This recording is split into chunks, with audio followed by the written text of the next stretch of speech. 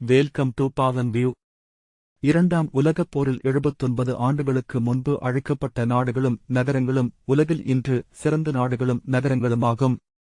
ஐரோப்பா, Japan, Vietnam மற்றும் ரஷ்யாவை உதாரணமாகக் கொள்ளுங்கள்.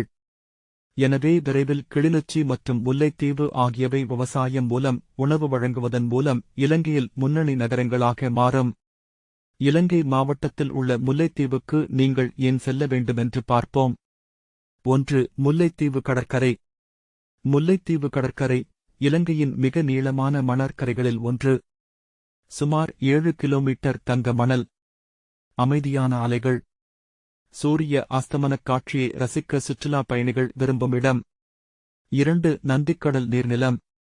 பறவைகள், மீன்கள் நிறைந்த இயற்கை வளம். போரின் கடைசி நிலை நடைபெற்றதால் வரலாற்று முக்கியத்துவமும் உண்டு. 3. கொக்குழாய் நீர்நிலம். ஆயிரக்கணக்கான இடம்பெயரும் பறவைகள் வரும் இடம்.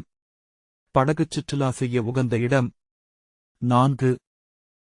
நாய் ஆறு நீர்நிலம். அமைதியான பசுமை சூழல், பறவைகள், நீர்வாழ் உயிரினங்கள் நிறைந்த இயற்கை காட்சிகள். 5. சாழை நீர்நிலம். மீன்பிடிக்கும் மக்களின் வாழ்வாதாரம்.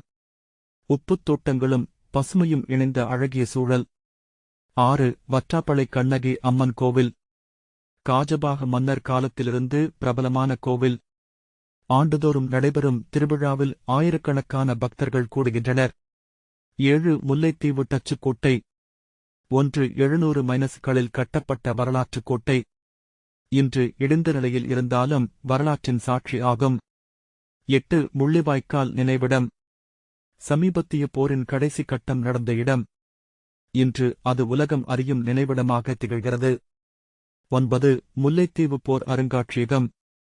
போரின் நினைவுகளைச் சொல்லும் புகைப்படங்கள், ஆயுதங்கள் காட்சிக்கு வைக்கப்பட்டுள்ளன. 10. கிராமப்புற வாழ்க்கை அனுபவம். மீன்பிடி, விவசாயம், பாரம்பரிய வழக்கங்கள். எளிய வாழ்க்கையை சுற்றுலா பயணிகள் அனுபவிக்க முடியும். 11. ஒட்டு சுட்டான் வனப்பகுதி. பசுமை நிறைந்த காடுகள், பாறைகள், இயற்கை வளம். சாகசம் விரும்பும் பயணிகளுக்கு ஏற்ற இடம். 12. சுண்டிக்குளம் தேசிய பூங்கா. யானைகள், மான், அரிய பறவைகள் வாழும் பாதுகாக்கப்பட்ட பூங்கா. 13. குமுழமுனை சுற்றுலா பாதை. படகுச் சுற்றுலா செய்யக்கூடிய இடம். அழகிய இயற்கை காட்சிகளை ரசிக்கலாம். 14. Mullaitivu light house. கடற்கரையை முழுவதுமாக காணக்கூடிய இடம். சூரிய அஸ்தமனக் காட்சி புகைப்படக் கலைஞர்களுக்கு பிரபலமானது. 15. குருந்தி விகாரை. பண்டைய புத்த விகாரை. பாறை கல்வெட்டுகள் மற்றும் வரலாற்று சின்னங்கள் கொண்டது.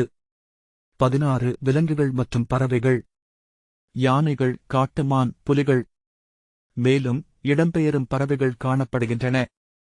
17. சுத்தமான 70 கிலோமீட்டர் கடற்கரை. முழுக்க தூய்மையான மணற்பரப்பு. இலங்கையின் மிகச் சுத்தமான கடற்கரை பகுதிகளில் ஒன்று.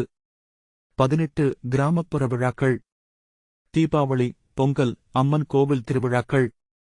பாரம்பரிய இசை, நடனம், உணவு கலாச்சார அனுபவம் தருகின்றன. 19. துணுக்கை பகுதி. அமைதியான கிராமப்புற சூழல். மீன்பிடி, விவசாயம், இயற்கை அழகு அனுபவிக்க சிறந்த இடம். 20. கொக்கவில் தொலைக்காட்சி கோபுரம். வடமாநிலத்தின் மிக உயரமான தொலைத்தொடர்பு கோபுரம். முன்னாள் ஈழத் தொலைக்காட்சி இங்கிருந்தே ஒளிபரப்பியது. 21. முல்லைத்தீவின் உயரமான மனிதர். மக்கள் அவரை வடமாநிலத்தின் உயரமான மனிதர் என்று அழைக்கின்றனர். அவர் பங்கேற்கும் விழாக்கள் மக்களின் கவனத்தை ஈர்க்கின்றன. 22. முல்லைத்தீவின் பெரும் ஏரிகள் விவசாய வளம். முல்லைத்தீவில் பல பெரிய ஏரிகள் உள்ளன. வவுனிக்குளம், முத்தையன்கட்டு, இரணைமடு, ஒட்டு சுட்டான், நாயாறு போன்றவை. இவை ஆயிரக்கணக்கான ஏக்கர் விவசாய நிலங்களுக்கு தண்ணீர் வழங்குகின்றன. நெல் சாகுபடி, காய்கறி, பழங்கள், மீன்பிடி போன்றவை இங்கு மிகச் சிறப்பாக நடைபெறுகின்றன. இதனால் முல்லைத்தீவு எதிர்காலத்தில் வடமாநிலத்தின் அரிசிக் களஞ்சியம் ஆகஸ்ட் மாறும் என நம்பப்படுகிறது. இயற்கை, வரலாறு, கலாச்சாரம், விவசாய வளம் இவை அனைத்தும் சேர்ந்த அற்புத மாவட்டம்தான் முல்லைத்தீவு. நன்றி.